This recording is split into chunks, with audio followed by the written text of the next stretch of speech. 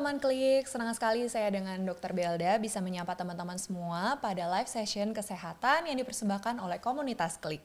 Komunitas Klik merupakan ruang untuk diskusi, tumbuh, untuk menciptakan keluarga Indonesia yang kuat dan aman. Nah, teman klik di sini mungkin ada yang udah jadi orang tua, terus bingung nih, selalu drama tiap nyiapin anak makan. Mungkin anaknya nggak mau makan, terus juga mungkin maunya sambil nonton HP, nonton TV gitu ya. Terus mungkin harusnya nih sarapan pagi-pagi, tapi anak pada nolak makan, padahal aktivitasnya segudang seharian. Nah, terus juga mungkin kalau kita sudah siapin makan, juga berpikir nih sebagai orang tua, kira-kira ini gizinya udah pas belum ya buat anak kita? Atau ada yang lagi GTM anaknya? Nah, semua kegelisahan itu kita akan bahas hari ini, pastinya dengan pakarnya langsung. Nah, telah hadir bersama kita yaitu Dr. Hans Nathanael, spesialis anak. Halo dokter, apa kabar dok? Halo Dr. Belda, kabarnya luar biasa. Alhamdulillah, terima kasih dokter sudah meluangkan waktu untuk bergabung dengan teman klik hari ini.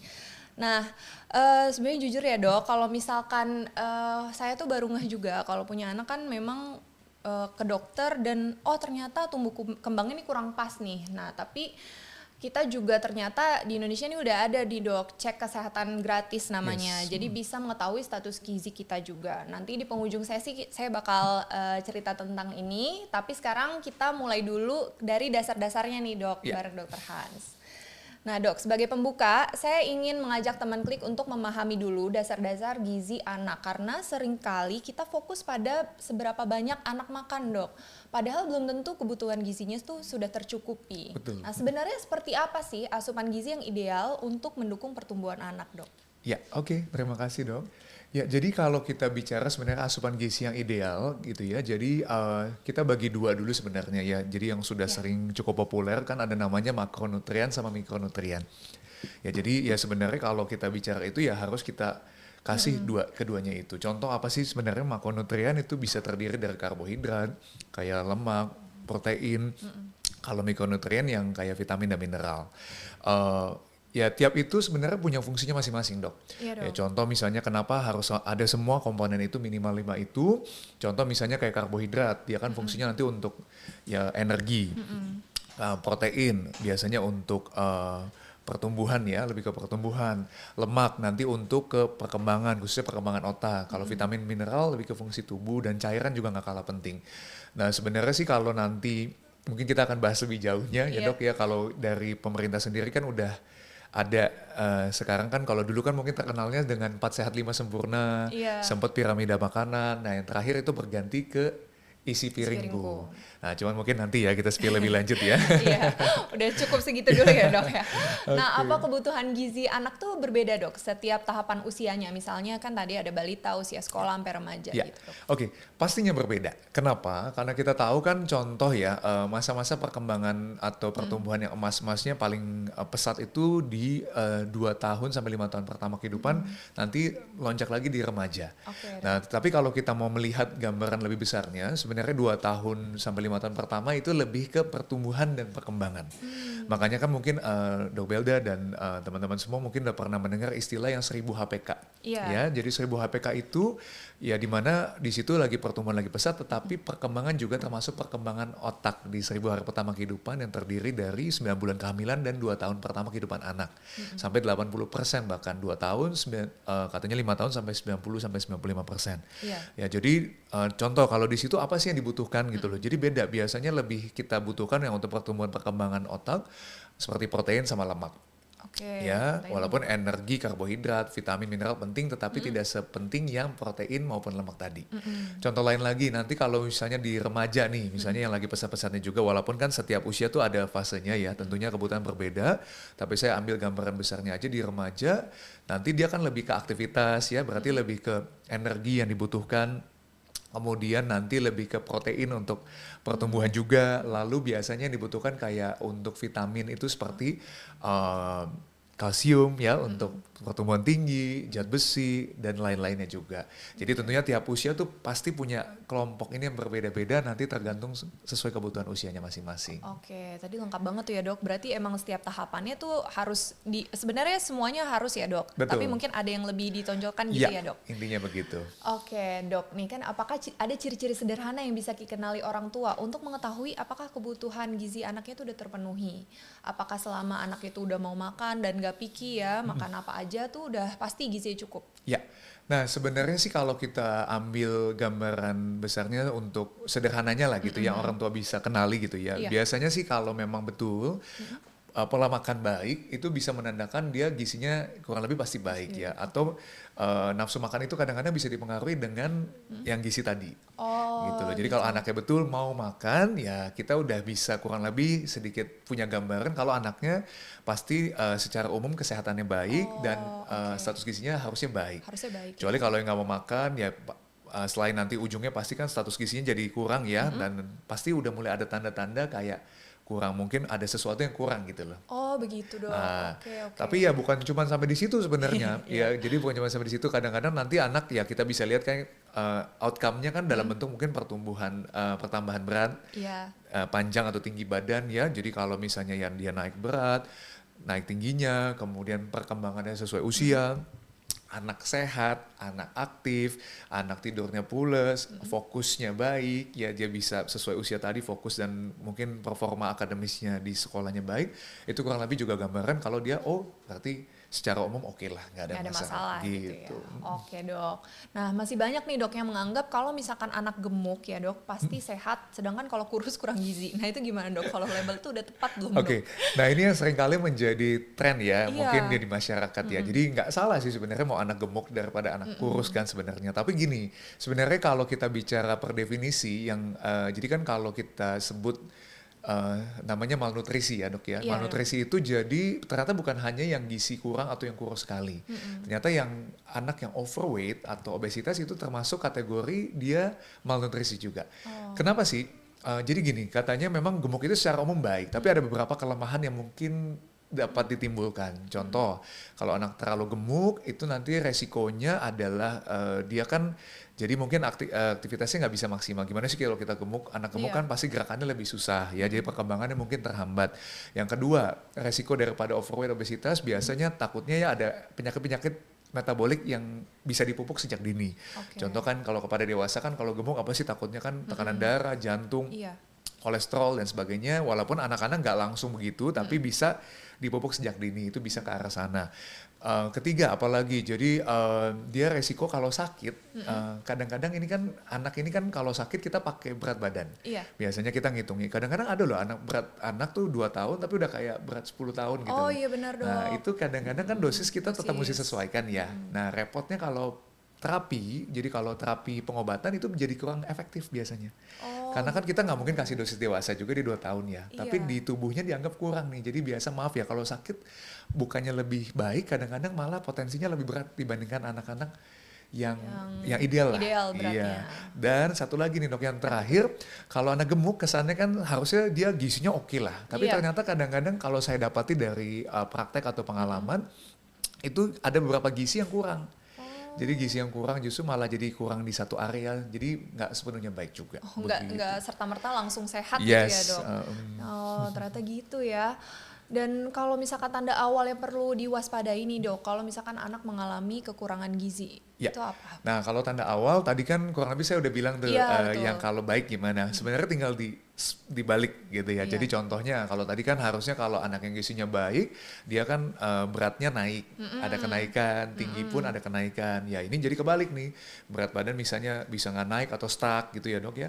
Kemudian tingginya yang nggak ada kenaikan, terus anaknya mungkin kayak tidak aktif, inaktif, kemudian lesu, kok bawaannya lesu-lesu terus, gampang sakit, nggak fokus ya, kemudian susah belajar, kemudian perkembangannya secara umum tidak sesuai usia. Nah itu hati-hati, itu tanda awal mungkin bisa anak ini bermasalah di gizinya itu sendiri. Nah itu udah harus cek ke dokter ya dok? Pastinya. Dan kalau misalnya kebutuhan gizi anak ini tidak terpenuhi dalam waktu yang cukup lama ya dok, Dampaknya pada pertumbuhan, daya tahan tubuh dan kemampuan belajarnya gimana, Dok? Nah, ini ada yang suatu indikasi, tadi kan mungkin saya kasih gambaran secara awal ya. Kalau jangka panjang lebih bahaya. Karena kan ketika anak ini udah jangka panjang, dalam waktu lama itu yang mungkin para orang tua pernah dengar istilah stunting. Iya. Iya, jadi kan sebenarnya banyak sih istilahnya. Ada yang sekarang namanya weight faltering, gizi kurang, gizi buruk sampai stunting. Nah biasanya hati-hati nih untuk tadi yang awal-awal tadi saya sebut tuh dok. Jadi yang awal kan mungkin anak nggak langsung kecil gitu ya, nggak langsung stunting. Mungkin awal kayak berat badan nggak naik atau stuck. Stuck. Jadi yang dimaksud weight faltering itu kalau 2 bulan misalnya nggak ada kenaikan, dan biasa berat dulu nih dok yang kena. Kelihatan ya. Ya, nanti tinggi mengikuti. Dalam arti kalau beratnya nggak naik, tinggi akan jadi bukannya jadi memendek, tapi jadi nggak naik Nggak juga. naik, stuck ya, Ujungnya kan kalau kita tahu kan target parameter status gizi kan harus ada kenaikan per bulannya lah Bulannya, gitu ya dok iya. sebenarnya ya. Ya ujungnya akhirnya anak menurun ya dari weight faltering tadi, jadi apa namanya katanya istilahnya failure to thrive, tapi sekarang sudah berubah weight faltering, jadi growth faltering, nanti bisa sampai gizi kurang, misalnya gizi buruk mengarah sampai ke stunting. Nah kalau stunting, ya jadi anak itu sebenarnya udah mengalami malnutrisi kronis ya, jadi Iya. tidak hanya anak itu pendek, tapi memang kan tadi berat dulu ke dampak, mungkin lingkar kepalanya kecil, ada sifatnya yang tidak bisa dikembalikan. Contoh kayak tadi kan saya bilang perkembangan otak di awal-awal itu kan 80%. Nah itu kalau stunting terjadi di awal-awal dok itu bisa menurunkan IQ sampai 10 sampai 15 poin dan sifatnya permanen. Makanya sayang sekali kalau Iya. anak yang masih balita, batita begitu udah stunting nanti ya udah pasti nanti ya maksudnya harusnya IQ-nya misalnya 120 nih potensinya, Iya. potong 10 karena stunting jadi cuma 110, 110. tentunya kan pengaruh sampai ke akademisnya sampai ke performa pekerjaan nanti dan sebagainya. Iya. Termasuk daya tahan tubuh. Tanpa Oke. kita sadari daya tahan tubuh juga dibentuk dari sejak kecil. Kalau kecil udah sakit-sakitan ya resiko ke depannya juga nggak akan baik. Berarti sama aja kalau kecil udah sakit-sakitan mungkin Iya, di masa depan juga betul. kayak Tapi gitu. ya tentunya itu masih bisa diperbaiki dengan Iya. approach atau pendekatan yang tepat. Betul. Oke, Dok. Nah, mungkin kapan nih, Dok, orang tua sebaiknya membawa anak ke dokter kalau untuk melihat status gizinya, Dok, atau pertumbuhannya? Ya, kalau kapan sebaiknya sebenarnya asal ada tanda bahaya tadi silahkan dibawa. Yang tadi saya bilang ya, yang anak nggak aktif dan sebagainya. Atau kalau kita punya parameter gizi yang lebih spesifik, sebenarnya kan sekarang gampang sekali nih dok. Jadi cara Iya. untuk mendeteksi gizi ya gampangnya sih sebenarnya bisa pas ke dokter ditanyakan langsung. Tapi kan nggak semuanya mungkin ada kepentingan ke dokter untuk sekedar konsultasi tumbuh kembang saja. Mungkin kan bisa juga mandiri. Nah kalau mandiri kan banyak cara sekali yang bisa dilakukan oleh orang tua. Contoh bisa pakai yang sederhananya buku Pink KIA. Iya. Itu kan ada tabel-tabel yang bisa diisi 1-2 tahun pertama sampai 5 tahun sebenarnya. Apalagi aplikasi. Sekarang juga aplikasi banyak yang berbasis Kemenkes yang bisa mengassist orang tua, membantu orang tua untuk jadi mengetahui gizinya normal atau enggak nih. Nah, jadi kalau ada tanda-tanda bahaya misalnya kayak tadi stuck nggak naik, hati-hati. Tetapi kalau mau bicara idealnya sebenarnya kalau yang baik ya kan 2 tahun pertama saya bilang tadi 2 sampai 5 tahun krusial. Iya. Ya idealnya kayak 2 setahun pertama itu sebenarnya dianjurkan kayak sebulan sekali loh sebenarnya. Ke dokter ataupun kayak ke posyandu, puskesmas begitu yang memang ada screening tumbuh kembangnya. Biasanya kan sambil vaksin ya, Dok? Yes, nah itu kenapa setahun pertama sebulan sekali kok ribet banget katanya sebulan sekali karena sambil vaksin ya, Iya. jadi nggak usah khusus buat tumbuh kembang. Nanti tahun kedua itu 3 bulan sekali, mungkin 2 tahun ke atas cukup 6 bulan sekali kalau nggak ada masalah. Oh gitu, Begitu tetap idealnya. dicek ya, Dok, walaupun Yes. nggak ada keluhan. Oke, nah ini kan, Dok, masalah semua orang tua nih kayaknya. Kalau anak tuh misalkan cuma pengen makan itu aja kan dia Ya. pasti punya, apalagi makin besar makin tahu dia pengen punya kesukaan gitu ya, Dok. Nah itu gimana, Dok? Kita sebagai orang tua perlu take action nggak, Dok? Apakah makanannya tuh anak tuh biar bisa variatif gitu? Ya, nah ini juga sebenarnya kalau dari kacamata saya sebagai dokter anak ataupun mungkin dokter anak lain ya kurang baik. Kenapa sih? Karena gini, sebenarnya kalau anak yang mau itu aja itu kayak udah terbentuk polanya gitu loh. Jadi gini maksud saya adalah memang nggak bisa dimungkiri. Jadi anak itu punya preferensi terhadap makanan. Contoh ya biasa lahir itu kan anak preferensinya manis. Iya. Nanti ketika udah mulai MPASI dia akan dikenalkan berbagai rasa asin, misalnya pahit, asam dan sebagainya, itu melalui makanan ketika MPASI. Nah, maksud saya adalah walaupun anak itu punya preferensi atau bawaan palatum gitu ya, jadi bawaan palatum itu jadi kayak dia memang ya sama kayak kita lah, mungkin Lebih suka manis ya atau ada kan pada asin. akhirnya kita sebagai dewasa ada yang lebih suka manis, lebih suka asin, itu ya nggak bisa dipungkiri. Iya. Tapi apa yang dikasih orang tua di awal, ya maksudnya kalau kita benar menerapkannya, itu sebenarnya jadi bekal investasi dia sampai ke nantinya dewasa nanti, apakah dia akan mau makan atau tidak. Dalam artian, maaf kalau di saat MPASI-nya mungkin nggak dikenalkan dengan berbagai menu yang Iya. cukup variatif, ya akibatnya apa sih? Ya anak mungkin hanya terbiasa makan makanan itu. Iya. Nah akibatnya apa? Jadi dia kayak ya itu, jadi cuma mau makanan itu aja yang nggak akan bagus sebenarnya buat dia karena kan gizinya kurang bervariasi. Iya. Nanti ketika dikenalkan makanan baru lagi, ya jadi dia nggak mau karena cuma terbiasa makanan itu aja. Ya ujungnya apa sih? Jadinya anak ya maaf ya jadi susah makan. Betul. Jadi kayak picky eating ringan, akibatnya bisa mengalami gizi kurang yang dampaknya seperti yang tadi saya sudah jelaskan. Jadi begitu. emang awalnya mungkin itu ya dok, maksudnya harusnya dipaparkan semuanya. Ya, idealnya harus begitu. Makanya kan kalau kita bicara MPASI di awal-awal kan walaupun 6 sampai 8 bulan pertama kan apa sih tekstur yang disarankan? Saring lumat. Saring lumat. Nah, sebenarnya nanti yang suka menjadi pertanyaan nih dok, banyak kan yang sekarang kayak MPASI Jepang. Iya. Nah, kalau di kita pokoknya prinsipnya ini sekali lagi saya remind, masih menu lengkap ya sebaiknya ya. Menu Oke. lengkap aja, jadi memang udah diproses dalam satu makanan dan gak usah khawatir, menu lengkap itu kan memang kayaknya kesannya rasanya campur aduk. Iya. Tapi biar anak belajar. Dan yang kedua kan ujungnya juga teksturnya sama-sama aja. Yang dikasih ke anak kan saring lumat. Saring. Jadi anak juga nggak tahu ini dalamnya apa sih sebenarnya. Dia tahu Iya. rasanya enak atau nggak enak. Iya. Tapi kalau kita udah kasih ya mungkin satu menu mungkin aman, safe buat anak, tapi enak, nanti dia besok belum tentu mau dengan Dan bisa minta itu lagi iya, gitu ya. gitu. Oh, berarti mungkin kekeliruan orang tua yang paling saat menghadapi ini itu ya dok. Betul. Dan kapan nih orang tua perlu mulai khawatir dok kalau misalkan anak tuh kan emang udah susah makan, misalkan berapa lama nih tanda-tanda tertentu mungkin dok yang bisa menunjukin kondisi ini perlu diperiksa Ya. yang tadi sulit makan. Biasanya sih kalau tadi yang saya pakai patokan untuk berat sih sampai 2 bulan lah idealnya, sebulan 2 bulan ya. Tapi kalau misalnya anak susah makan secara umum yang nggak sampai gangguan tumbuh kembang atau gangguan gizi mungkin kayak 2 sampai 4 minggu aja udah boleh menjadi tanda lah, warning gitu loh. Dalam artian kalau misalnya udah tentunya orang tua udah coba semua cara kok kayaknya nggak berhasil Iya. gitu. Jadi maksud saya jangan coba dipikirkan, diselesaikan sendiri gitu karena belum tentu kan dapat pokok permasalahannya. Kadang-kadang kan dengan konsultasi lebih lanjut, misalnya dalam hal ini kan anak ke dokter anak, atau silakan misalnya kalau masalah makan ke dokter gizi anak juga ada, ya mungkin bisa ketemu fokus masalahnya apa, baru deh nanti dia pelan-pelan mau makan Oke, gitu. karena emang beda-beda juga ya dok Betul, permasalahan tiap betul. anaknya Nggak ya. semua sama tentunya. Dan apakah tadi dok semua anak yang susah makan pasti mengalami kekurangan gizi dok atau ada indikatornya dok? Selain dilihat dari nafsu makannya. Ya, jadi sebenarnya nggak juga sih dok. Jadi kadang-kadang ya ini dilematis ya dalam arti ya biasa anak yang kurang gizi ya udah pasti ya susah Susah makan ya. makan, Maksudnya karena iya. dari susah makan dan makannya pun juga nggak gampang. Tapi maksud saya adalah ada anak yang memang susah makan tapi gizinya masih baik.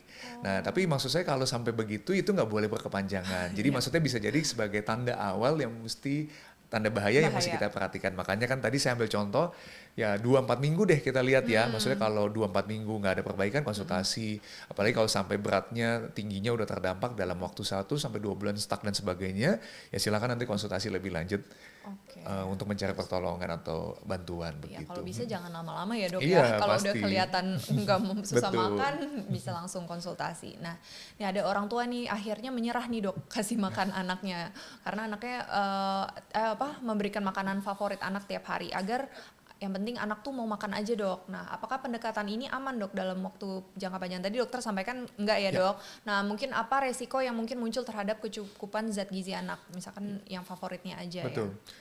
Nah ini juga sebenarnya sih kembali lagi tergantung ya. Kadang-kadang memang kalau udah apalagi udah setahun 2 tahun ya dok, dia udah punya tadi kan pola makan, udah punya preferensi sukanya apa. Sebenarnya nggak apa-apa sih kalau dia sukanya yang sehat ya, yang kayak misalnya masih bernutrisi yang memang yang kita sarankan yang kayak ada protein lemaknya. Tapi susah repotnya kalau dia sukanya cuma snack, yang maaf nutrisinya juga nggak jelas atau nggak tertakar dan dia nggak mau makanan utama, ini yang menjadi bahaya dan udah pasti ujungnya ya gimana anak mau tumbuh dengan baik gitu loh kalau apa namanya, dia cuma mau itu aja, pasti ujungnya dampaknya akan gizi kurang dan Kurang. sebagainya. Makanya ya cepet-cepet deh itu diantisipasi di awal sebelum anak udah kebentuk polanya. Ya kalau bisa jangan berlarut-larut, karena kan sekali lagi kalau bicara soal pengasuhan anak sebenarnya ya anak itu terbentuk dari apa yang orang tua arahkan atau paparkan sebenarnya. Jadi kita jangan berpikir ini anak memang modelnya begitu gitu loh, jangan gitu loh. Jadi selama dia masih anak gitu ya, masih di bawah setahun 2 tahun, itu sebenarnya masih di dalam kendali kita. Masih bisa Walaupun ya, memang Dok? mungkin ada yang memang susah setengah mati ya, tapi masih bisa kita ubah lah, kita arahkan ke arah yang lebih baik. Jadi tergantung kuncinya di orang tuanya sebenarnya. Orang tuanya juga harus tegas ya, Dok, ya, mungkin. Sebenarnya. Dan juga sabar. Dok, mungkin nih ada pertanyaan dari teman klik yang lagi nyimak nih, Dok. Mungkin kita akan jawab ya, Dok, beberapa. Nah, ini pertanyaan dari Aselia. Selamat siang, Dok, izin bertanya ya, Dok. Untuk anak yang sedang kejar BB, sebaiknya fokus ke lemak atau tetap harus sertakan sayur dan serat di setiap makanannya? Terima kasih, Dok. Oke, ya terima kasih. Ini Bu Aselia ya. Jadi saya coba menjawab ya. Jadi ini tergantung sebenarnya usia berapa anak tersebut yang dihadapi ya. Kebetulan ini tidak dicantumkan usianya. Kenapa? Karena beda usia nanti beda kebutuhan. Contoh ya, di 1 tahun sampai 2 tahun pertama khususnya itu memang kita lebih ngejar nanti makronutrien. Oke. Jadi lebih ngejar karbohidrat, protein, lemak untuk pertumbuhannya di situ lagi pesat-pesatnya. Nah, apakah sayur dan serat dibutuhkan tapi dalam jumlah kecil. Makanya kan kalau ditakar itu kurang lebih nggak terlalu ada takaran pastinya. Biasa bahkan sayur buah itu cuma jadi selingan atau snack. Yang penting ada aja Ya, ya, Dok, ya. kenapa saya harus bilang demikian? Karena selain memang fungsinya dia tidak bisa membantu menaikkan pertumbuhan, khususnya berat sama tingginya atau panjangnya. Yang kedua, ketika diberikan sayur atau serat khususnya ini, mungkin kan sayur banyak seratnya ya. Yang Iya. mana sih sebenarnya kalau bicara anak lebih besar atau dewasa butuh. Jadi butuh itu kan buat pencernaan. Nah, kalau pada anak yang masih bertumbuh, hati-hati, serat itu kalau terlalu banyak, misalnya anak lebih suka kayak sayur, buah, itu nggak boleh karena udah pasti buat kebutuhan makronutrien nggak terpenuhi. Yang kedua, serat itu ada kandungan antinutrien sebenarnya. Jadi ada salah satu sifat yang kurang baik dari pemberian serat berlebihan itu bisa menghambat malah penyerapan nutrisi makronutrien yang penting yang bisa penting untuk esensial untuk tumbuh kembang anak. kembangnya. Jadi makanya itu kenapa kurang disarankan lah. Jadi lebih baik yang protein dulu Itu difokuskan. 1-2 tahun ya, Dok? 1 sampai 2 tahun pertama Oke. biasanya. Setelah itu baru Setelah lebih- itu sebenarnya kan dia udah boleh kayak makanan dewasa atau makanan keluarga. Jadi udah boleh kayak kita pada umumnya ya, yang penting yang isi piringku Isi tadi. piringku. Nah, jadi ada komponen yang bervariasi ya. variatif. Oke. Nah, semoga menjawab ya. Nah, ini ada pertanyaan selanjutnya, Dok. Pertanyaan kedua dari Faras. Dok, kalau UPF itu emang benar-benar nggak ada manfaatnya buat toddler? Manfaatnya ya. Oke, ya ini kepada Farah. ya Ibu Faras ya atau Bapak ini ya. Oke. Iya. Ya, jadi nah ini sekalian saya mau jelasin ya mungkin dalam hal ini UPF itu apa sih sebenarnya kepada moms and dads, Bapak Ibu semua. Jadi ultra processed food. Iya. Ya sebenarnya sih gini, kalau bicara manfaat ya pasti ada dong. Kalau nggak mungkin dia tidak dihadirkan dalam bentuk makanan. Betul. Tapi maksudnya bukan manfaatnya nggak ada, dia kan tetap punya kandungan-kandungan kayak protein, lemak dan sebagainya yang penting juga memang untuk pertumbuhan kembang seorang anak. Tetapi masalahnya gini, kebanyakan UPF ini ya sifatnya karena kan pengertiannya ultra processed food. Ya udah dari penjabaran kata-kata itu aja udah sebenarnya kita paham. Jadi makanan yang diproses secara singkat untuk supaya cepat, praktis dan sebagainya. Jadi banyak proses-proses yang alami yang terlewati sebenarnya. Nah, resikonya apa sih? Jadi kayak mungkin tadi kan ada kandungan misalnya minyaknya lebih tinggi, ada trans fat yang minyak yang tidak diperlukan sebenarnya untuk anak, malah resiko kayak meningkatkan penyakit lebih mungkin. ya. Yang kedua mungkin ada tambahan misalnya kayak pengawet di situnya gitu ya. Jadi nah di situ yang tidak disarankan sebenarnya. Makanya sih bukannya tidak boleh, silahkan kalau anak memang masih perlu masih rasanya memang mau gitu ya. Apalagi kan kalau itu kan enak Iya, buat anak biasanya ya. mungkin walaupun Iya. tulisannya nggak ada mungkin pengawet atau Iya. apa ya namanya proses food, pasti ya kita nggak tahu ya di belakangnya gimana ya, Dok. Jadi sih boleh-boleh aja. Tapi saran saya memang sebagai dokter anak adalah nggak rutin, maksudnya Oke. ya paling sesekali. Jadi kita mesti milah-milah. Lebih bagus sebenarnya real food. Iya. Lawannya kan OPF itu real food yang alami, itu akan lebih aman, lebih safe, dan nutrisinya bisa sama baik kok untuk OPF ini. Oke, jadi Gitu. mungkin tetap ya banyakan real foodnya ya dok, Yes. jadi selingan aja. Nah pertanyaan selanjutnya dok dari Noy. Siang dokter, minuman yang sedang viral Sufor dimasak dengan telur, apakah aman? Keamanannya? Sufornya boleh diganti? Kan tidak. Ya, oke. Jadi kepada Mam No ini, jadi memang minuman yang sedang viral ini Sufor dimasak dengan telur. Jadi ini sebenarnya kalau kita breakdown sedikit ya kandungannya ya, Sufor udah sangat oke sebenarnya. Telur itu juga protein. Jadi maksudnya kan supaya kayaknya ngebus Ini banget ya dok, ya. energi sama kayak proteinnya supaya dapat banget ya. Sebenarnya sih boleh-boleh saja, tetapi begini, ada sedikit tips yang perlu saya berikan. Contoh, kayak telur kan sebenarnya lebih kita maksimalkan kandungan protein di dalamnya. Iya. Kalau susu, kayak susu formula itu biasanya kita kasih minum anak itu sebagai komplement, tambahan. Iya. Memang sih ada beberapa kasus anak tuh yang gizi kurang, gizi buruk, susu sebagai makanan utama ya. Memang dia nggak bisa makan, tapi kan untuk anak yang nggak bisa makan pakai selang dan sebagainya. Iya. Tapi kalau anak yang normal, maksudnya walaupun dia gizi kurang atau mau ngejar masih bisa makan, ya susu tambahan saja di luar waktu makan. Iya. Kenapa? Kalau di-combine sih silakan aja dari saya, tapi tidak berlebihan. Nah mungkin saya sedikit highlight mengenai susunya ya dalam hal Iya. ini. Mungkin tadi belum bahas susu sama sekali ya. Iya. Kenapa tadi tidak disarankan terlalu banyak dok Iya. gitu. Jadi sekaligus saya jelasin ya. Jadi biasanya disarankan kalau susu formula ini nggak boleh terlalu banyak di luar waktu makan, itu 300 sampai 500 ml per hari. Kenapa Oke. terlalu banyak? Bahayanya apa? Pertama, karena kan susu kita tahu kandungan gula tinggi ya. Jadi resikonya nanti ya anak mungkin jadi obesitas atau karies biasanya karena gigi. Ya, yang kedua, sebenarnya ketika susu terlalu banyak itu kandungan seratnya minim atau nggak ada. Akibatnya apa sih? Kadang-kadang ada, maaf ya, anak terlalu banyak susu apalagi dikombin sama telur, itu sembelit. Jadi gangguan pencernaan.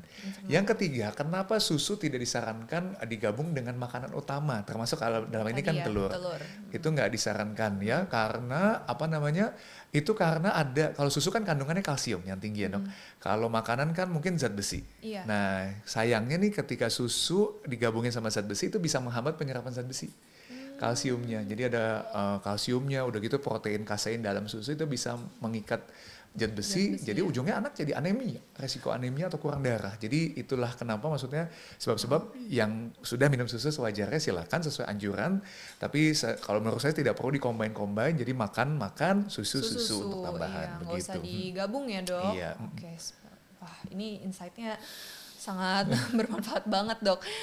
Selanjutnya ada yang bertanya lagi nih dok dari Kelvin ya. Dok gimana kalau anak mau makan tapi harus mengambil bermain dan itu bisa memakan waktu sampai 30 menit bahkan lebih. Padahal kalau ngasih makan anak jangan sampai lebih dari 30 ya mungkin maksudnya. 30 menit. Nah ini sih sebenarnya kembali lagi ke kita sebutnya sebagai clean eating ya dok. Jadi maksud saya clean eating ini adalah clean eating ini adalah kalau anak itu, ini kan kembali lagi kayak feeding rules waktu awal MPASI ya. Jadi salah satu feeding rules yang disarankan adalah waktu, sebenarnya waktu tidak boleh lebih dari 30 menit. Kenapa sih? Kalau dari sejak MPASI anak itu udah terbiasa makan lebih dari 30 menit, artinya ada yang salah. Ya, coba normalnya kita makan berapa lama sih kalau benar-benar cepet? Ya maksudnya benar-benar fokus ya paling, ya kalau kita bicara dewasa, oke lah mungkin 5-10 menit selesai. Ya. Tapi kan kalau anak mungkin masih pembelajaran, makanya di set lebih lama, 30 menit. Tapi kalau lebih, artinya dia mungkin ada hal yang mengganggu, kayak mungkin prosedurnya kurang tepat atau mungkin lingkungannya kurang tepat, dan ketika misalnya hal ini terbiasa terjadi ya ujungnya ya nggak akan efektif. Kita tahu kan anak itu nanti masih ada waktu mainnya, waktu tidurnya, waktu menyusunya, waktu snack time-nya ya, dan kalau di atas 30 menit tuh biasanya mungkin ada masalah yang terjadi antara memang mungkin pemberian makannya kurang tepat dari kita sebut inappropriate feeding practice biasanya, atau ada sesuatu yang mungkin salah nih. Jadi kayak kan dia mungkin pakai drama dulu nih. Iya. Entah mau ini, mau main lah, mau ini. Dan itu hati-hati juga ya, anak itu sebaiknya makan tuh fokus. Jadi makanya Jangan salah satu, sambil ya, Dok? betul, makanya salah satu feeding rules yang disarankan kan selain anak nggak boleh makan 30 menit, kalau anak nggak mau makan 10-15 menit di stop, ya anak nggak boleh sambil-sambil, bisa sambil nonton, sambil main yang terlalu over. Jadi supaya anak kalau bisa makannya kan konsisten di jam yang sama terus, jadi ada supaya dia mengenal sinyal laparnya. Itu penting tuh nanti untuk perkembangan makan anak sampai ke depannya. Kalau salah di awal nanti itu akan ke bawah sampai Terus dewasa. ya. Dok, mungkin kalau yang tadi ya dok, berarti kalau misalkan dia tiba-tiba baru 10 menit belum selesai makan, terus dia Ya, berhentiin aja dulu gitu, diikutin biasanya aja. begitu sih. Kalau memang udah nggak mau kan kita coba lagi. Tapi Iya. kalau 10 sampai 15 menit memang nggak mau, bisa di stop. Jadi kita bisa, ya maksudnya kita stop dulu karena resikonya adalah kalau kita paksa terus ya nanti Makin anak nggak mau nggak ya. mau, bahkan bisa stres atau kayak trauma Trauma. makan. Apalagi dalam masa-masa pembelajaran anak makan atau MPASI tadi. Jadi ya lebih ke biarin aja dulu Iya. ya dan wait and see. Nah ini ada pertanyaan selanjutnya ya dok, dari Mbak Tania. Halo dok, kalau anak lahap makan tetapi harus sambil bermain HP atau menonton film di HP, apakah itu tidak apa-apa? Oh yang tadi ya dok, atau justru akan mengganggu perkembangannya ya dok, usianya 2-4 tahun. Terima Iya. kasih dok, itu yang tadi bahas Nah, ya, dok. ini yang sedikit menjadi dilema juga ya. Sekarang kan kalau kita mungkin melihat ya, ini ya mungkin ya sedikit merepet ya. Kadang-kadang maaf kalau kita ke restoran aja ada ya. family yang bawa anak, hampir seringnya anak itu ya mau makan atau disuguhi dengan gadget. Betul. Ya, apakah itu hal yang baik? Sebenarnya kurang tepat. Ya memang kalau secara teori, maksudnya ketika anak sudah 2-4 tahun kan dia udah punya pola makan harusnya. Iya. Dan dia memang sudah boleh screen time. Mungkin kayak setengah sampai 1 jam per hari itu nggak apa-apa sih kalau anak tersebut masih terkontrol. Tetapi untuk jangka panjangnya nggak baik. Jadi sebenarnya kalau bisa sih anak itu memang dibiasakan makan tanpa tanpa dorongan yang lain gitu. Jadi memang makan sebagai kebutuhan gitu loh. Walaupun mungkin ya harus ya main sedikit diajak ngomong atau apa gitu loh. Karena kalau anak itu pakai gadget ya nanti anak tuh fokusnya jadi terlalu banyak dong. Sambil Jadi makan, iya, sambil nonton, dan itu gitu kadang-kadang ya. anak tuh bahkan mau makan kalau dikasih ini. Iya, itu Jadi banyak. malah dia sebenarnya nggak mau makan tapi karena Pengen pengen nontonnya nonton. gitu. Jadi fokusnya aja udah berbeda, tujuannya udah berbeda pertama. Kedua, ya kita tahu gadget gimana sih bikin kecanduan. Canduan. Biasanya itu juga nggak baik apalagi kalau anak sudah terlalu sering. Yang ketiga, kita tahu ya pada anak-anak kan ada sinar birunya, ada radiasinya, ya bikin gangguan di impuls otaknya, jadi anak nggak fokus, kemudian anak itu matanya juga bisa Penglihatannya terdampak, juga ya ya. mungkin jadi matanya nanti ada gangguan, misalnya dia mata minus dan sebagainya. Jadi banyak sekali lah efek, atau mata kering lah, sederhananya mata kering aja itu bisa ditimbulkan dari ya masuk gadget yang berlebihan, termasuk pada saat waktu makan. Jadi sebaiknya kalau bisa tidak usah. Kalau bisa jangan sambil makan. Kalau main masih boleh ya dok? Main sebenarnya masih boleh, masih boleh sebenarnya. Oke. Nah lanjut ya dok ke topik pembahasan kita nih dok. Kalau orang tua ingin mulai memperbaiki pola makan ya dok, mungkin alangkah pertama apa yang paling mudah dilakukan di rumah dan apakah perlu dilakukan sekaligus atau justru bertahap? Mungkin Ya. pengen mungkin bingung nih anaknya kayak mau balik lagi dok Betul. ke feeding rules Nah, gitu. sebenarnya sih kalau memperbaiki pola makan kita balik lagi tergantung dia di tahap mana gitu ya. Ya, jadi tahap mana kan tergantung usianya tadi. Kalau masih di awal-awal sebenarnya masih gampang sih untuk kita perbaiki. Tapi memang yang tadi saya bilang jangan salah langkah. Kalau ketika kita salah langkah ya resikonya adalah nanti bisa jadi akumulasi. Jadi akumulasi udah terbentuk pola makan anak jadi rada susah.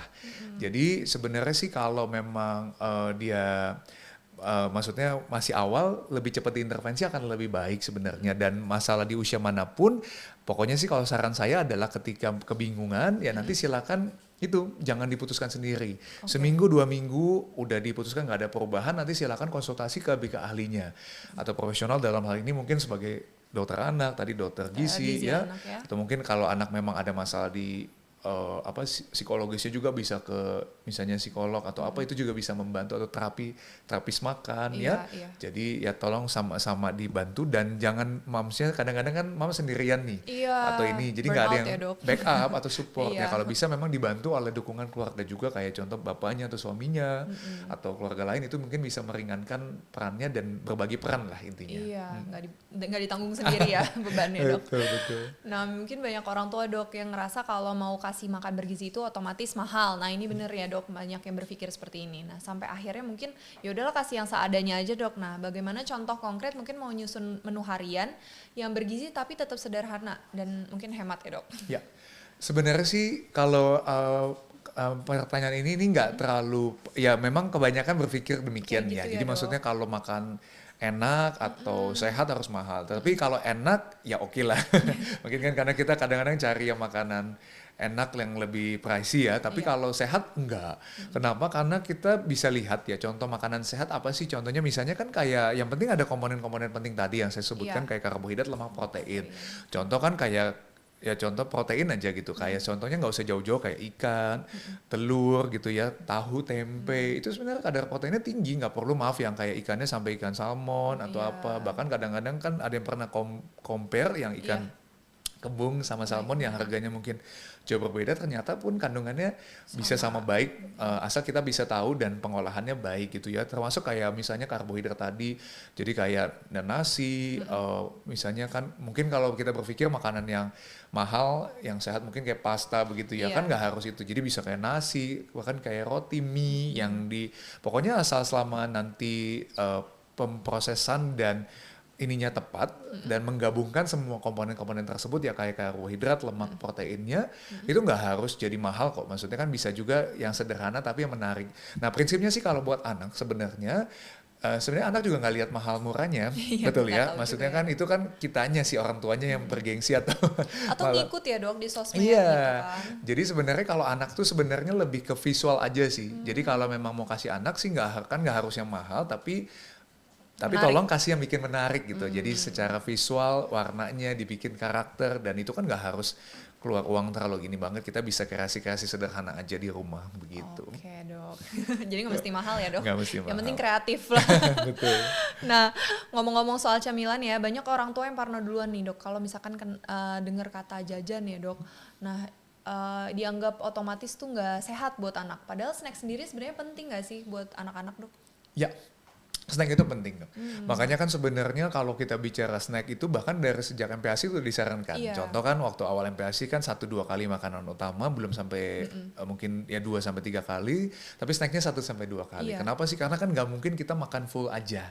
Kadang-kadang nyemil snack itu menjadi kebutuhan juga yang tidak Iya. bisa dipisahkan. Walaupun mungkin nanti snacknya itu bisa kita lihat apakah dalam bentuk susu pun masih bisa atau dalam bentuk snack yang ini.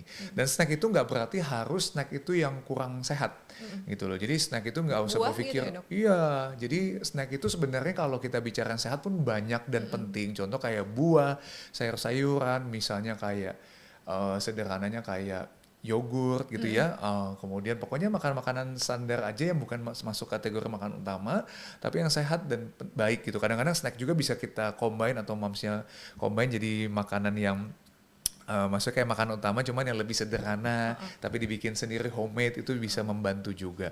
Dan itu penting supaya anak jadi nggak bosan kan makanan utama terus gitu loh. Jadi dan kalau kita makan utama juga gimana sih, rata-rata kan kita makan utama kan 3 kali sehari. Iya. Tapi kenyataannya makan kita kan lebih dari itu kan. Mungkin kita kadang minum, makan, ya rasanya kan berat terus kalau makan utama kan dan kenyang. Jadi kadang-kadang kita perlu tambahan yang sifatnya lebih light tapi sehat juga, dan itu banyak sekali pilihannya untuk kesehatan anak. Iya, jadi sebenarnya boleh ya dok? Boleh, Oh, boleh banget. cuman emang harus perhatikan ya tadi kembali kandungannya ya. Betul.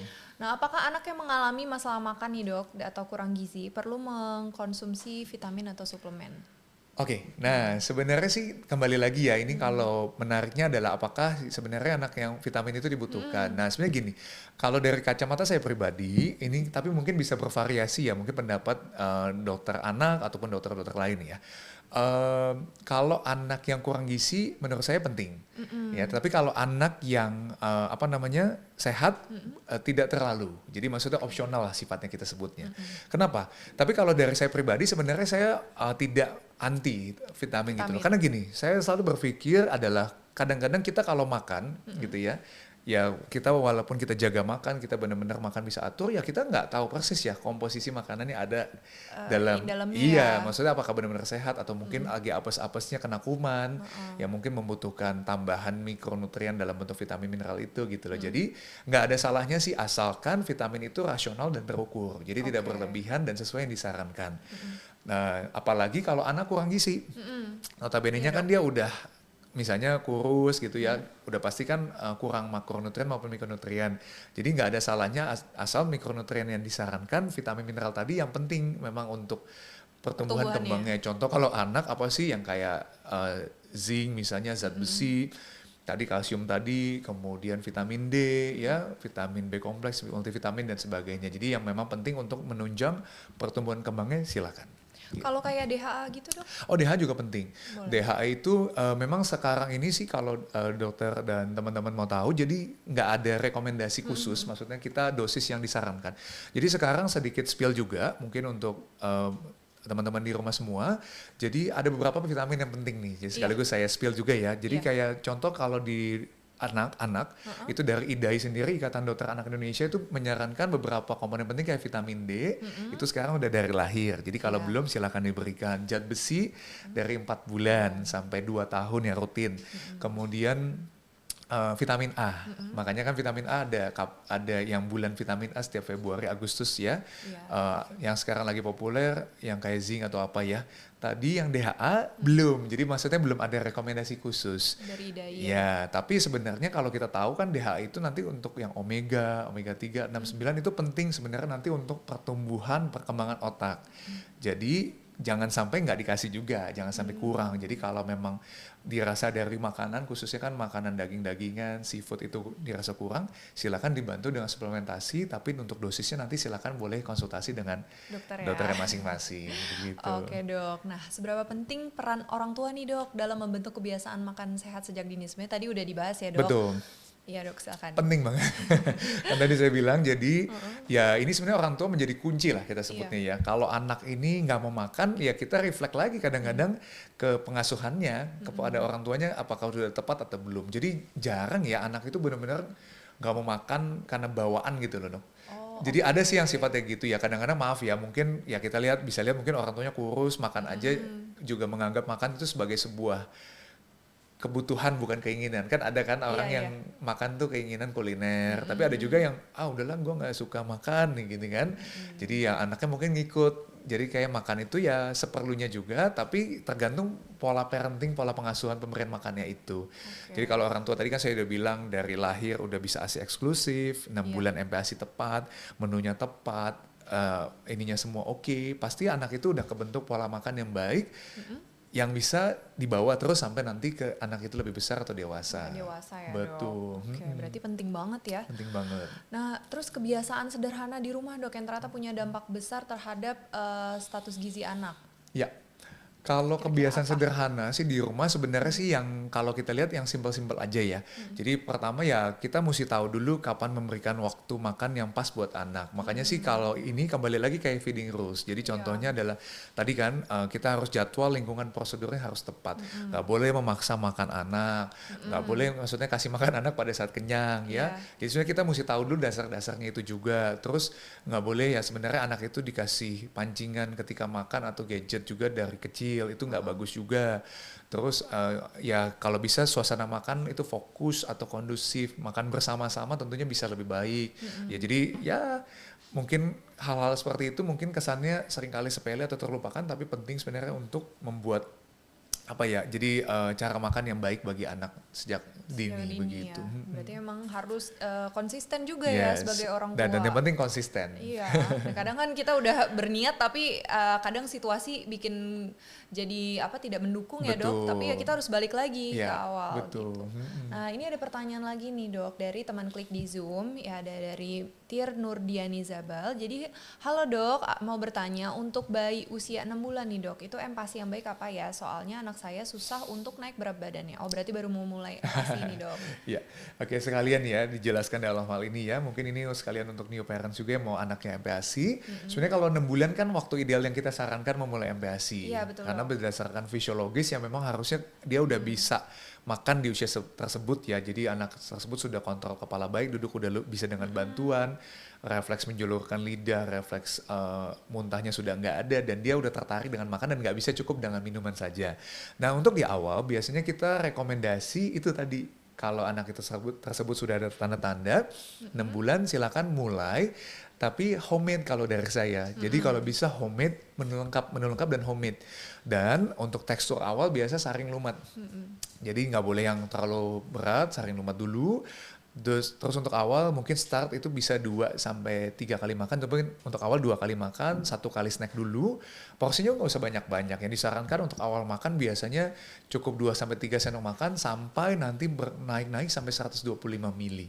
Jadi tips and triknya itu, dan yang penting nanti feeding rules-nya dilakukan. Itu aja sebenarnya sih, supaya anak itu nanti mau makan, dan menu lengkap tadi yang ada komponen semua tadi ya, karbohidrat, lemak, protein tadi minimal. Berarti harus lengkap, digabung aja nggak apa-apa Yes. ya. Nah, terus kita juga ke pertanyaan selanjutnya, Dok. Izin bertanya lagi dari Mbak Aselia nih. Mitos atau fakta ya, Dok, kalau gula mempengaruhi kualitas tidur anak 2 tahun 9 bulan? Wah, spesifik ke 2 tahun 9 bulan. Ya, nggak apa-apa. Jadi sebenarnya ini fakta, harus saya akui ya. Dong. Jadi gini, kalau untuk Mam Aselia nih, kayaknya pertanyaan kedua nih. Iya, Mamanya dia semangat ya. bertanya lagi. Oke, kalau mau tahu nih untuk teman-teman moms and dad semua di sini, jadi ada batas rekomendasi pemberian gula yang disarankan untuk anak-anak. Dan di atas 2 tahun itu sebenarnya tidak boleh lebih dari 25 gram per hari. Kalau kita hitung 25 gram itu dia kurang lebih setara dengan kurang lebih 5 sendok teh ya. Jadi kurang lebih 1 sendok tehnya tuh kurang lebih sekitar 5 sampai 6 gram. Kalau kita berpikir ya kayaknya anak nggak mungkin nih dikasih gula sebanyak itu kan. Iya. Kayak kalau kita tuang di, ya maksudnya gula 6 sendok kan banyak. Ya. Tapi kita jangan berpikir sesederhana gitu loh. Kita mesti berpikir sekarang semua makanan ada nggak yang tanpa gula? Enggak. Contoh bahkan yang kayak susu aja itu ada gula loh. Dan biasa gula yang dihindari adalah gula sukrosa. Jadi gula yang sifatnya gula tambahan atau gula pasir. Kalau gula laktosa itu masih oke karena gula alami. Jadi kalau bisa cari yang sukrasanya rendah atau nol. Dan tanpa sadar bukan hanya di susu tapi di makanan kemasan, di minuman kemasan itu gulanya kadang-kadang tinggi loh. Dan itu akumulasi ya. Jadi bukan berpikir kalau kita masak oh nggak ada gula nih. Iya. Itu dihindari juga. Tanpa sadar tiba-tiba lebih dari 25 gram. Akibatnya apa sih? Itu ada suatu kondisi anak mungkin pernah dengar suatu tren kelebihan gula. Iya. Atau kayak mungkin sebuah istilah dok kayak sugar rush. Nah itu nggak salah sih, maksudnya memang nggak serta-merta benar juga, tapi betul sekali anak yang kelebihan gula jadi bawaannya kayak aktif ya. Terus kayak gampang ngantuk gitu loh, jadi kayak metabolismenya nggak stabil gitu loh. Akibatnya apa sih? Nanti ya ujung-ujungnya jadi ke pola makan lagi, performanya jadi nggak bagus, tidurnya jadi nggak berkualitas. Mungkin nggak efeknya saat itu ya, tapi jangka panjang. Tumbuh kembangnya, Ya, perkembangannya. jadi kalau bisa kita stabilkan betul-betul jaga dari dini itu akan sangat baik untuk perkembangannya dan masa depannya juga dia belajar mengontrol makannya yang nggak manis-manis begitu. Oke, benar dok. Nah, semoga menjawab ya tadi pertanyaannya. Kita lanjut dok, sebelum kita tutup sesi hari ini kita akan main kuis bentar nih dok. Saya akan membacakan beberapa pernyataan yang sering beredar di masyarakat. Teman klik bisa langsung tulis di kolom komentar menurut kalian ini true or false. Nah jawabannya setelah itu Dr. Hans akan bantu membahas jawab satu persatu. Nah pertanyaan yang pertama, anak yang badannya gemuk pasti kebutuhan gizinya sudah terpenuhi. True or false? Silahkan pilih. Tadi kita udah bahas berkali-kali ya, Dr. Hans sudah jelasin juga. Kalau yang nyimak dari awal pasti tahu jawabannya. Anak yang badannya gemuk pasti kebutuhan gizinya sudah terpenuhi. True or false? Nah, teman-teman bisa langsung klik aja di situ. Kita ada beberapa pertanyaan. Siapa yang kira-kira paling ini nyimak kayak dengan seksama dan menyerap? Kita lihat nih, pada kita nyimak lihat ya. ya. Semoga teman-teman 100% bisa jawab harusnya dengan benar nih, ya. tapi kita nggak tahu nih. Nggak ya. tahu ya. Nanti kita lihat jawabannya gimana. Oke. Wah, ternyata sebanyak 83% jawab benar ya, Dok. Maksudnya false ya, jawab dengan benar karena jawabannya tidak tepat ya. Benar. Oke, kita lanjut ke pertanyaan selanjutnya. Pernyataan kedua. Atau dokter mau bahas dulu. Ini benar nggak dok? Biar pada penasaran mungkin. Iya. Soalnya tadi masih ada yang salah juga kan dok. Jadi harus diakui yang betul tuh yang 83%. Yang false. Coba boleh balik lagi sedikit. Tadi kenapa anak yang badannya gemuk pasti kebutuhan gizinya sudah terpenuhi. Tadi memang saya bilang, soalnya kan udah sempat saya spill dok. Memang overall oke, tetapi belum tentu loh. Ada beberapa maaf ya anak yang gemuk ternyata anemia. Karena dia mungkin makannya ya nggak terkontrol atau mungkin dia cenderung makannya itu-itu aja. Jadi ada beberapa komponen terlewat. Jadi lebih tepat untuk jawaban ini adalah False. Jadi False. selamat ya yang dijawab false, yang terus jangan berkecil hati. Masih ada pertanyaan lanjutan? Iya betul. Dan ini berarti udah sebanyak 83% paham ya dok? Yes, berarti udah pada mendengarkan tadi. Iya, oke, kita lanjut ke pertanyaan selanjutnya. Pertanyaan kedua, kalau anak susah makan, susu bisa menggantikan makanan utama setiap hari, true or false? Silahkan dijawab. Ini juga pasti tadi sudah dibahas oleh Dokter Hans. Susah makan, susu bisa ganti makanan utama. Ya, bagaimana ini? Coba kira-kira benar atau salah statement ini? Coba kita lihat kira-kira banyak atau enggak. Tadi kita bahas kan ya dok, tuh kalau Betul, anak susah betul. makan. Bahkan sampai saya udah jawab Ininya alasannya ya, alasan. Dok. Tapi nanti dokter jelasin lagi Boleh. biar makin melekat dok Ya. di otak. Oke, kita tunggu jawabannya mungkin. Oh, sudah ada sebanyak 20% jawab true, 80% jawab false. Jadi jawabannya Yang Pak betul Dokter? adalah false ya. False. Jadi selamat yang 80%, tapi nggak apa-apa. Dijawab lagi ya dok, Iya. saya secara singkat ya. Ha-ha. Jadi tadi susu sebenarnya tidak bisa menggantikan makanan utama karena sifatnya sebagai komplemen atau tambahan. Kenapa? Karena kita tahu kandungan susu memang lengkap, tapi kan dia salah satunya gulanya tinggi. Iya. Nah makanya kan ada beberapa resiko, 3 kejelekan daripada susu sebenarnya yang dihindari, yang kalau berlebihan. Makanya Oke. kan idealnya 300 sampai 500 mili per Mili. hari tidak lebih dan di luar waktu makan sebagai snack. Kalau terlalu banyak gulanya tinggi, tadi hati-hati gula tinggi yang kadang-kadang pada susu masih didapatkan gula tambahan. Sukrosa itu nggak bagus, gigi rusak, badan melebar, tapi melebarnya nggak sehat. Iya. Yang kedua, tadi kan susu, kalsium tinggi. Kalsium berkompetisi dengan zat besi yang normalnya pada makanan yang biasa untuk mencegah anemia. Akibatnya anak jadi kurang darah, pucat, nggak nafsu makan, jadi ya nggak mau makan tapi minum terus. Oh, oke. Ya, yang Iya. ketiga tadi ini, apa tadi saya lupa jadinya. Yang ketiga tadi gigi sudah, kemudian nggak mau makan. Tidak Nah, makan, jadi sama. lupa deh jadinya. Ya udah Ya, cukup sampai ya, jalan dulu sampai ya dok, jalan. tapi kayak udah cukup jelas ya. Iya, udah cukup. Udah diingat-ingat jadi lupa. Sudah menjawab Iya, dok tapi. sudah cukup menjawab ya. Oke, kita ke pertanyaan yang ketiga ya dok. Ini tentang anak yang aktif bermain dan jarang sakit, belum tentu kebutuhan gizinya sudah terpenuhi. True or false? Nah ini teman-teman bisa jawab ya semuanya. Anak yang aktif bermain, jarang sakit, belum tentu gizinya sudah terpenuhi. Kira-kira benar atau salah ya? Ini juga tadi sempat dibahas berkali-kali nih tentang anaknya yang aktif dan jarang sakit. Pastinya sebenarnya ini pertanyaannya udah pasti kita udah bahas ya dok. Jadi kalau memang nyimak dan memang sudah mengikuti segmennya dari awal pasti tahu jawabannya. Tapi nanti kalau yang terlambat atau baru join, nanti Dokter Hans akan bantu jelasin lagi. Gitu.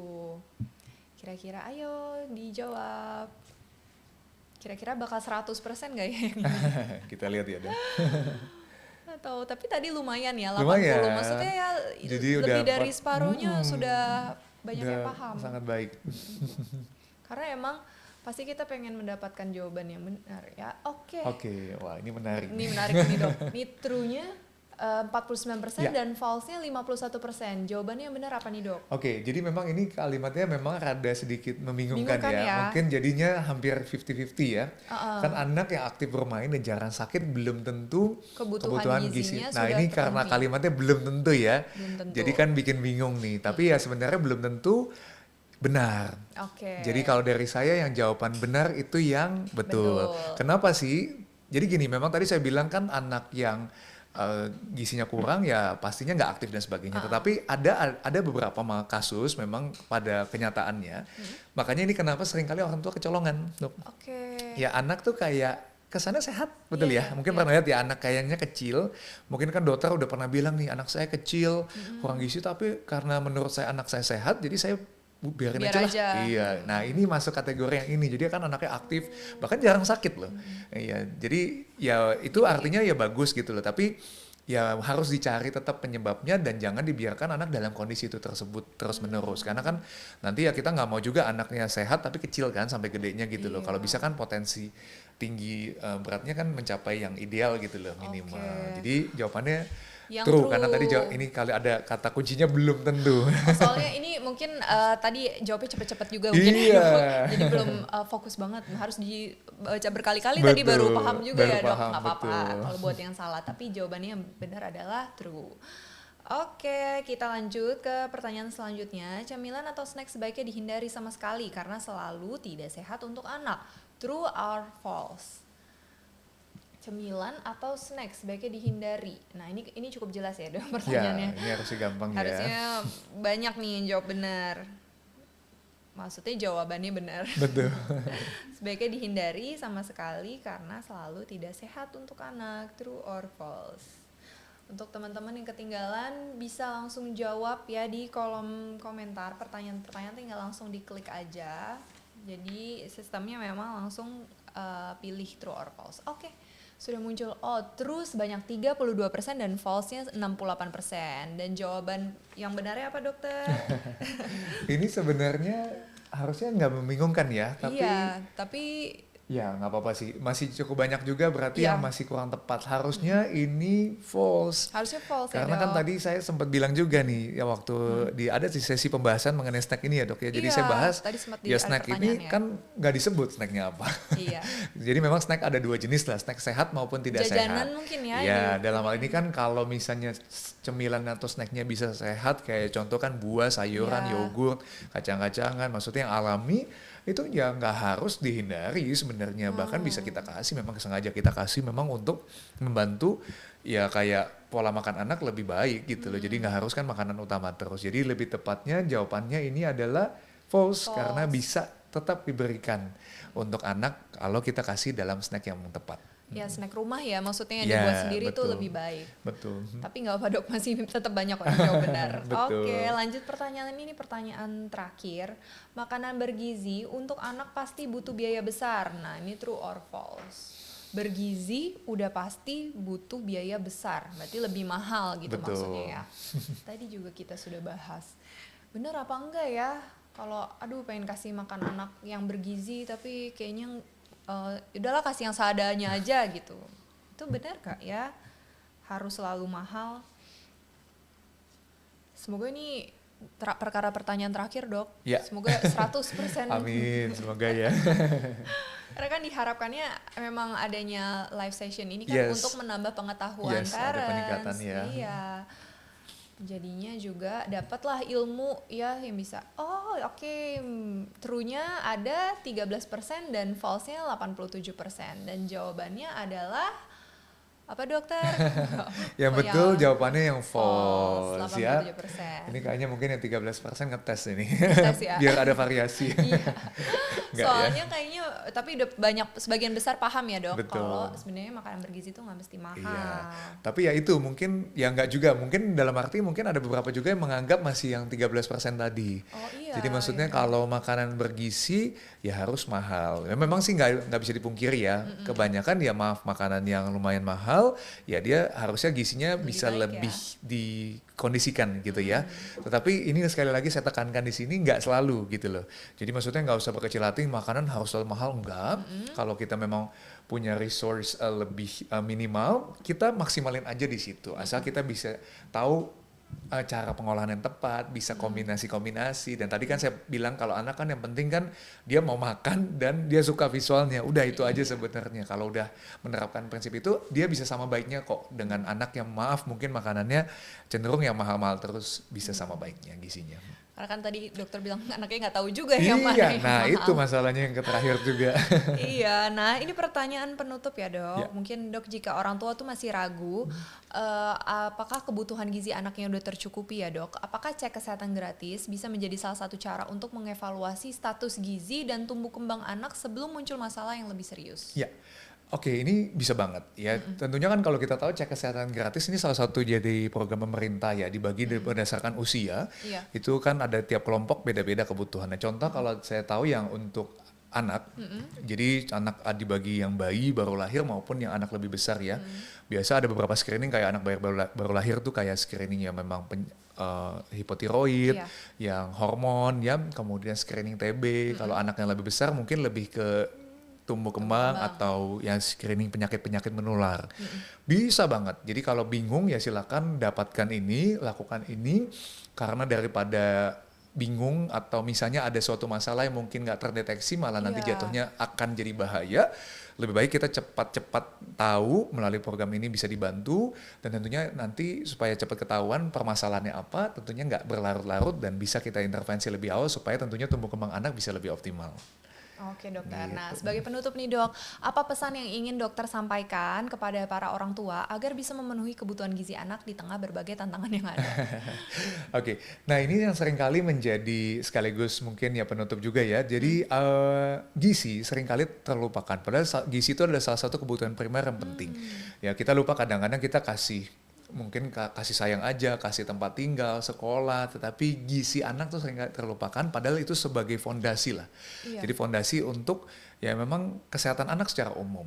Dan kalau kita mau anak itu memang sehat secara fisik, secara jiwa, ya kita harus penuhi gizi yang baik dari awal.